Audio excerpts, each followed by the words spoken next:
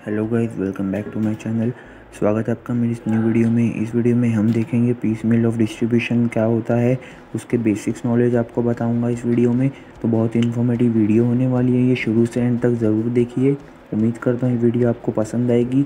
अगर वीडियो पसंद आए तो इसे लाइक कीजिए, शेयर कीजिए और चैनल को सब्सक्राइब कीजिए, बेल आइकन को दबाइए मेरे लेटेस्ट वीडियो अपडेट्स के लिए। तो चलिए इस वीडियो में आगे बढ़ते हैं। Hold me close till I get up. Time is barely on our side. I don't wanna waste what's left. The storms we chase are leading us, and love is all we'll ever trust. Hello guys, first part video का जिसमें हम देखेंगे piece मिल distribution के बारे में बात करेंगे। Piece मिल distribution होता क्या है और उसका मीनिंग, इंट्रोडक्शन, सारा ही हम पार्ट वाइज देखेंगे। तो फर्स्ट पार्ट में चलते हैं पीस मिल डिस्ट्रीब्यूशन के इंट्रोडक्शन के ऊपर। तो इसमें लिखा हुआ है, in dissolution problems we have seen that assets are realised, the liabilities are paid out and realisation on loss is transfer to partners capital account. In dissolution dissolution का मतलब होता है जब बिजनेस बंद होता है। जब बिजनेस बंद होता है तो बिजनेस के पास जितनी भी ज़मीन जायदाद, जितना भी बिजनेस की सब रहेगा एसेट्स, उसको रियलाइज करके लाइबिलिटीज़ को भरा जाता है। जैसे कि एक बिजनेस बंद होगा तो उस बिजनेस के ऊपर 10 लाख का कर्जा है, उसके पास 10 लाख की ज़मीन है, तो उस 10 लाख की ज़मीन को बेचकर उस बिजनेस का 10 लाख का कर्जे को चुकाया जाएगा। एनी रियलाइजेशन ऑन लॉस, बेचने पे जो भी लॉस आएगा वो पार्टनर्स के कैपिटल अकाउंट में ट्रांसफ़र कर दिया जाएगा। जैसे कि रियलाइजेशन पे लॉस कब आता है, जब 10 लाख की ज़मीन को आप 8 लाख में बेच दे या 9 लाख में बेच दे, 1 लाख का लॉस आ गया आपको, तो उस लॉस को हम ट्रांसफ़र करते हैं पार्टनर्स कैपिटल अकाउंट में। उसके आगे चलते हैं, Here's the problem of distribution of cash does not arise. इसमें डिस्ट्रीब्यूशन ऑफ कैश की प्रॉब्लम नहीं आती है, because we have assumed that all the assets are raised on the date of dissolution and liabilities are discharged on the same date. जिस date को assets बेचे जाएगा उसी डेट को उस एसेट्स को रियलाइज किया जाएगा और उसी दिन लाइबिलिटीज़ को भी पे ऑफ की जाएगी। उसी दिन लाइबिलिटीज़ मतलब कर्जदार को पेमेंट कर दिया जाएगा। Because of this assumption we came to know immediately the profit और loss on realisation which will be transfer to partners capital accounts. इसी के ऊपर हमें पता चलेगा प्रॉफिट और लॉस जो रियलाइजेशन के ऊपर आएगा और वो ट्रांसफर हो जाएगा पार्टनर्स कैपिटल अकाउंट में। And final balances due to them can be known, जो फाइनल बैलेंस उनको भरना रहेगा हमें बिजनेस के ऊपर। जैसा कि आप जानते हैं कि कैपिटल जो होता है वो बिजनेस की लाइबिलिटी होती है।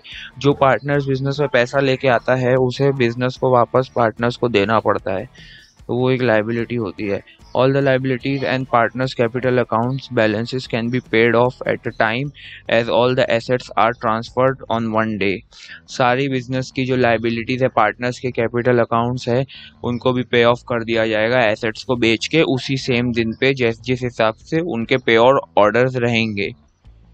However, in actual practice, this will be unrealistic. All the assets cannot be realized on the date of dissolution.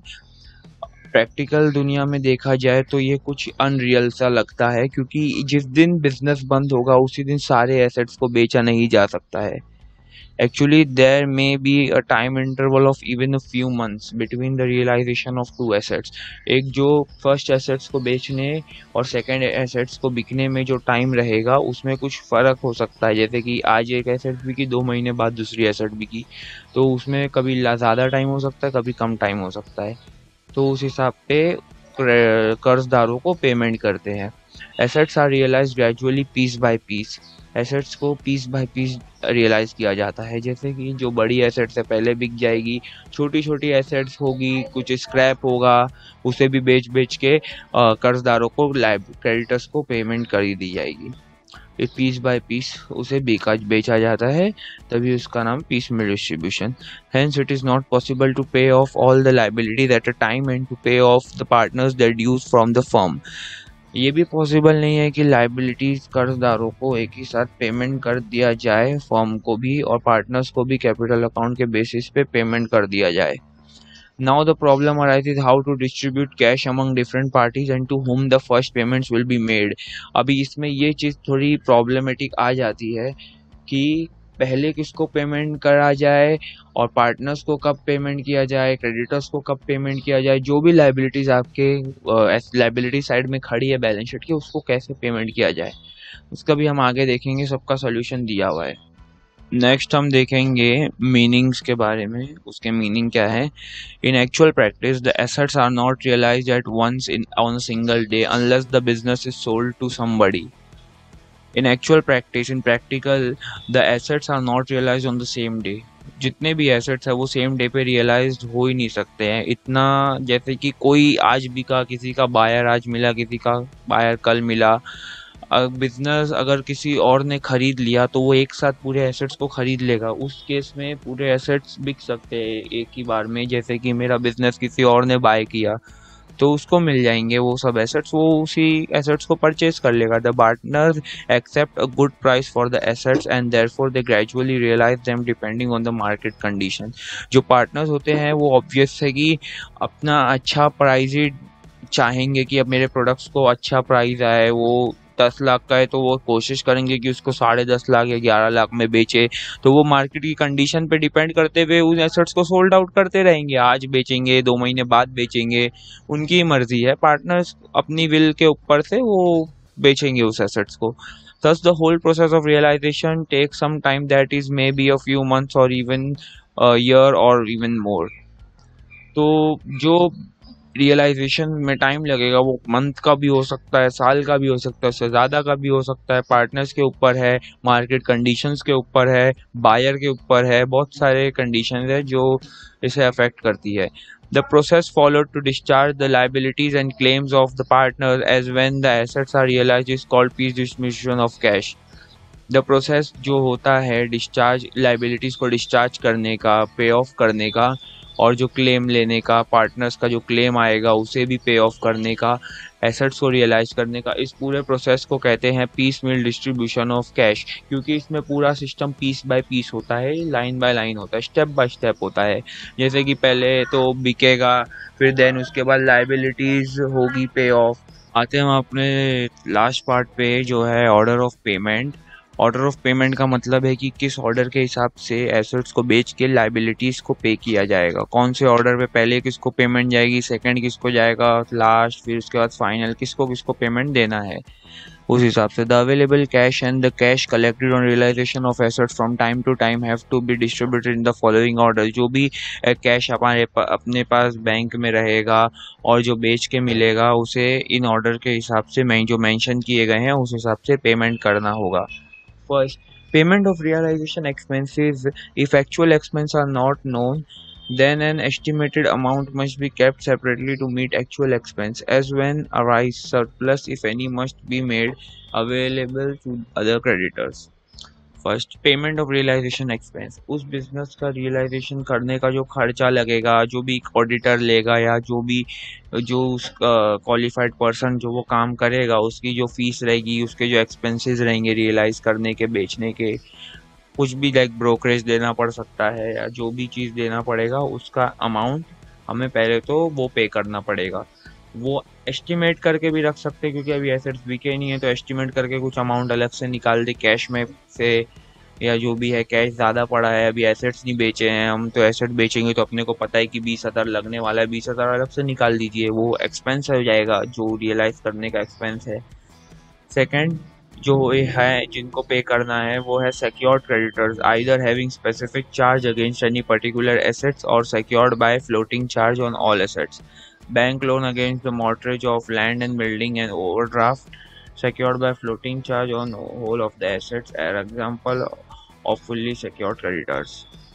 Secondly, तो जितने भी क्रेडिटर्स हैं हमें उन्हें पे करना है जो एसेट्स से सिक्योर्ड है। अगर कोई क्रेडिटर है, जैसे कि मेरा कोई क्रेडिटर है जिससे मैंने 10 लाख रुपया लिया हूँ और उसके बदले मैंने उसको बोला हूँ कि मेरी एक ज़मीन है जो एग्जैक्ट वही वैल्यू के वो तू रख ले, तो वो बेच के उसे रिकवर कर सकता है या हमसे वो एसेट्स के थ्रू सिक्योर्ड है तो वो एसेट्स को डायरेक्टली बेच देगा, या तो मेरे उसको 10 लाख दे वो ज़मीन वापस ले लूँगा मैं उससे। तो सेकंड में बैंक लोन भी आ जाता है। बैंक में भी हमको लैंड या बिल्डिंग या बैंक ओवरड्राफ्ट हम लिए रहते हैं तो वो भी पे ऑफ कर दें। तो पहले तो जो भी कर्जदार है उन्हें पे करना है हमें। जो सिक्योर्ड क्रेडिटर्स है, सिक्योर्ड क्रेडिटर्स मतलब जिनको कोई एसेट्स के थ्रू सिक्योर्ड है, जो भी क्रेडिटर्स कोई भी एसेट्स के थ्रू सिक्योर्ड होता है वो सिक्योर्ड क्रेडिटर्स होता है। नेक्स्ट अनसिक्योर्ड क्रेडिटर्स को पे करेंगे हम। जो थर्ड आएंगे वो है unsecured creditors. Unsecured creditors such as creditors bills payable, balances left unsatisfied in respect of partly secured creditors, loans or overdraft without any specific or general charge, and outstanding expenses. These are to be paid proportionally, that is on pro rata basis. इसको मैं ज़्यादा detail में नहीं जाता हूँ, नहीं तो आप कंफ्यूज हो जाएंगे। प्रो रेटा बेसिस जैसे हम बाद में भी सीखेंगे, सम्स अगर हम इसका फॉर्मेट देखेंगे ना तो मैं आपको उसमें बता दूंगा। तो इस हिसाब से जो सेकंड फर्स्ट तो आप इतना सिंपली आप बेसिक नॉलेज रखिए कि पहले तो सिक्योर्ड क्रेडिटर्स को पे किया जाता है, उसके बाद अनसिक्योर्ड को पे किया जाता है। अनसिक्योर्ड क्रेडिटर्स जैसे कि हैं बिल्स पेबल हो गए, balances left unsatisfied in respect of partly secured creditors. Secured creditors को जो देने के बाद जो बैलेंसेस बच गए, जो सिक्योर्ड क्रेडिटर्स में हो सकता है कि अनसिक्योर्ड भी कुछ हो सकते हैं, अनसिक्योर्ड होंगे आधे आधे, सिक्योर्ड ऐसे भी क्रेडिटर्स होते हैं, तो उन्हें पे करेंगे जनरल चार्ज। और फिर उसके बाद हम जाएंगे फोर्थ पेमेंट किसको होगा, पार्टनर्स लोन्स को पे करेंगे and advances if more than one the payment is to be made on pro rata basis. इसमें भी पेमेंट प्रो रेट बेसिस पे ही होगा। जैसे कि प्रो रेट बेसिस में आपको समझ दो, रेट निकालेंगे, जिसका जो रेट होगा या कैपिटल के रेट रेशियो है वो रेशियो उस हिसाब से पेमेंट करा जाएगा। पार्टनर्स के लोन कितने हैं उनके लोन रेशियो पे, एडवांसेस कितना है उस पे। Then final payment to partners for their capital contribution claims in such a way that the residual figure is in the profit sharing ratio, loss and profit. Final payment जो किया जाएगा वो करा जाएगा पार्टनर्स को, उनका जो कैपिटल का कंट्रीब्यूशन है, जैसे कोई पार्टनर 10,000 डाला, कोई 20, कोई 30, तो उनको जो उनका कैपिटल अमाउंट है वो बिजनेस के शुरू में लिया जाता है और बिजनेस बंद होने के वक्त कैपिटल को वापस पे किया जाता है। कैपिटल बिजनेस का नहीं होता है, कैपिटल उन्हीं का होता है, वो इन्वेस्टेड वैल्यू होती है जो जिससे बिजनेस चालू होता है, तो उसे वापस पे ऑफ कर दिया जाएगा, वो भी प्रॉफिट शेयरिंग रेशियो के ऊपर। तो उम्मीद करता हूँ ये वीडियो आपको पसंद आई होगी। तो मिलता हूँ अपनी अगली वीडियो में, तब तक के लिए बाय।